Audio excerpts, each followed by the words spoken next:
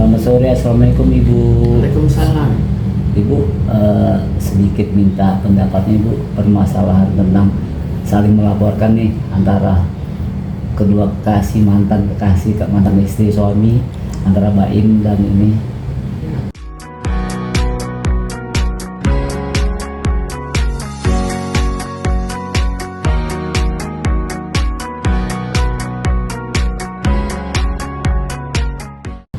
Yang ternyata di situ di suratnya ternyata ada hal aib yang dibuka, Bu. Itu gimana secara psikologinya, Bu? Ya, sekarang kita tinjau dari segi apa? Jelas kelihatannya kita lihat dua-duanya kan dendam.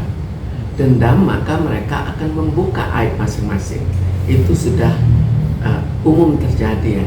Kecuali kalau misalnya pertengkaran ini bisa dikurangi, jelas tetap bermusuhan, tapi tidak terlalu besar. Tapi ini kan sudah besar, jadi wajar lah itu terjadi. Tapi sekarang kita lihat lagi dari segi efeknya apa.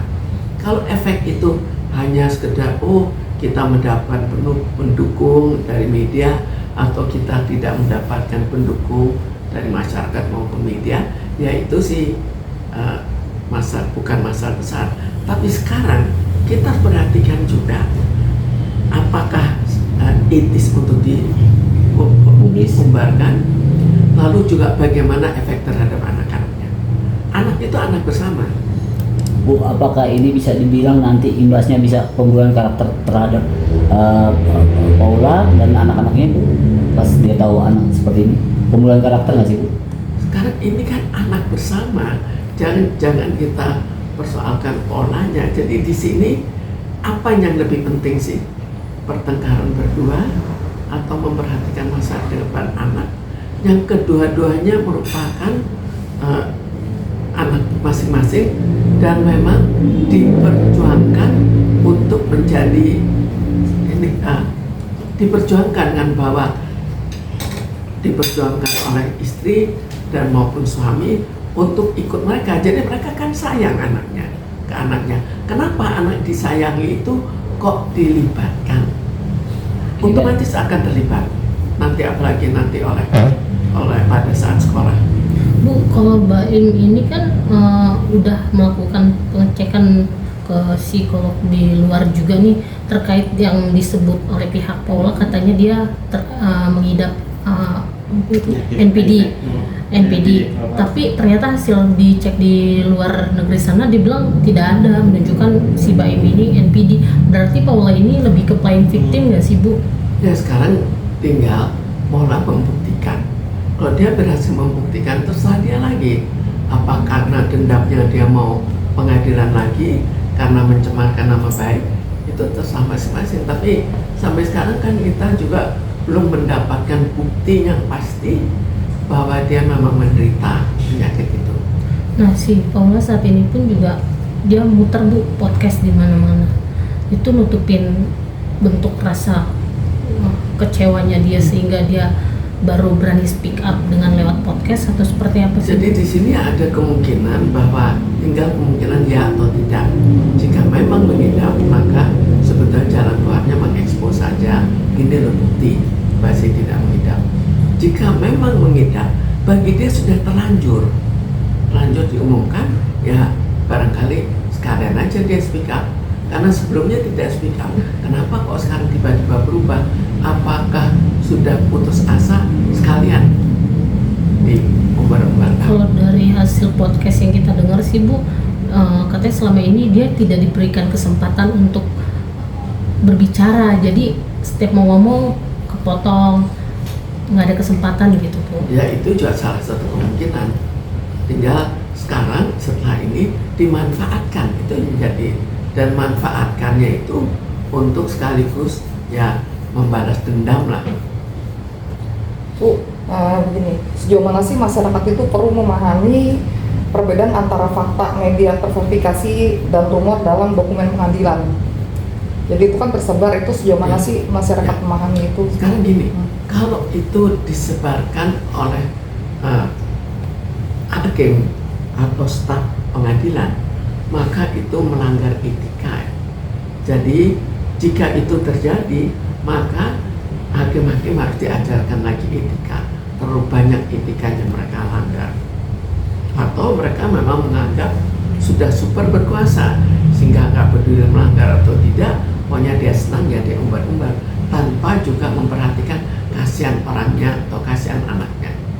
Nah, berarti informasi kesehatan pribadi itu nggak boleh ya dalam ranah hukum Indonesia gitu disebarkan? Sebetulnya kalau ini kan sesuatu yang tidak, sekarang gini, pertengkaran untuk dalam hal perceraian itu kan juga sidangnya tertutup. Kalau sidang tertutup artinya apa? Ya nggak boleh. Bukan tertutup di sini akhirnya hakim bisa speak up di luar. Tapi kalau misalkan si Paula ini dia bilangnya sih kalau selama di podcast tuh pihak dari si Baim sendiri yang melakukan kayak adanya perselingkuhan, KDRT. Nah ini lebih cenderung si Paulanya memang sama-sama kayak setipe lah Bu, kayak Baim saling membongkar aib atau seperti apa sih Bu? Jadi sebetulnya dua-duanya kan kelihatannya dalam bentuk dendam sehingga akhirnya membongkar aib, atau dua-duanya ingin mengekspos ekspos kejadian-kejadiannya. Jadi kalau misalnya seperti itu kan kita juga tidak tahu apa tambahan dari apa kenyataannya atau betul-betul kenyataan yang diucapkan. Dan saat ini anaknya juga masih ada di posisi di Paula Bu, belum dikembalikan ke Baim, sudah 11 hari, hampir 2 minggu. Ini biasanya anak bakal terganggu juga nggak sih Bu dengan kondisi perang orang tua ini gitu? Umumnya akan terbawa. Jadi umumnya kalau sudah perang kan dia juga akan tidak sebaik kalau tidak perang dalam menghadapi anak. Kan juga ada perasaan tidak senang dan ada perasaan wah ini orang tuanya kok begini, akhirnya dia apa misalnya merebut anaknya, tidak mau memberikan kesempatan pada anaknya, itu kan juga salah satu yang membuat anak itu dipisahkan. Itu efeknya kurang baik karena dia sebelumnya mencintai bapaknya kemudian dipisahkan. Baiknya walaupun mereka berpisah, biarkan anak itu kita asuh sebaik-baiknya dalam segi mental, walaupun itu sebagian hak asuhnya diambil oleh suaminya. Apa sih dampak psikologis yang dialami Paula ketika isu soal privasi tentang HIV tersebar di media massa? Jelas siapapun kalau sudah tersebar itu merasa kurang enak ya.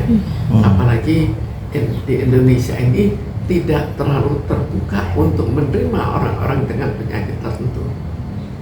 Jadi Bu, bagaimana sih stigma HIV itu memperparah keadaan korbannya sendiri gitu? Sekarang ada sebagian yang menghindar. Jelas banyak orang yang sudah bertanya, wah ini menular nggak? Banyak bertanya dan akhirnya banyak juga yang menjauhi diri. Coba kalau kita dijauhi oleh orang-orang, kira-kira akan bagaimana? Bu, berarti ini kan tadi berbicara mengenai anak juga ya Bu, untuk psikiater jangka panjangnya itu seperti apa sih Bu? Kalau jangka panjang anak, kita harus tahu bahwa anak itu nantinya akan kembali ke masyarakat. Kecil mereka sudah akan sekolah. Sekarang kita bayangkan, apakah anak-anak kawan-kawannya tahu? Umumnya sekarang kan anak-anak sudah terbuka. Kadang-kadang anak kecil masih TK dia tidak tahu, tapi kakak-kakaknya tahu. Kakak-kakaknya mengatakan, jangan deket-deket itu loh, ibunya penyakit. Jadi Bu, Bagaimana kalau disingkir? Ya jelas efeknya negatif. Jadi Bu, strategi apa sih yang sekiranya bisa dilakukan oleh Baim dan Paula untuk melindungi anak dari dampak stigma buruk itu sendiri? Sebetulnya kalau sini terlalu terkenal ya harus pergi ke tempat yang tidak terkenal. Tidak terkenal bahwa dia terkena penyakit itu. Cari lingkungan baru Bu. Lingkungan baru. Karena hal seperti itu rasanya tidak bisa kita meminta rahasiakan. Rasanya sulit sekali. Nah gini Bu, yang terakhir ini masih ada nggak yang terakhir? Seberapa penting sih dukungan kelompok untuk orang dengan HIV maupun yang difitnah soal HIV itu sendiri? Seberapa penting dukungan itu ada yayasannya. Yayasan itu mengatur mulai dari pengobatan sampai pada dukungan-dukungan moral.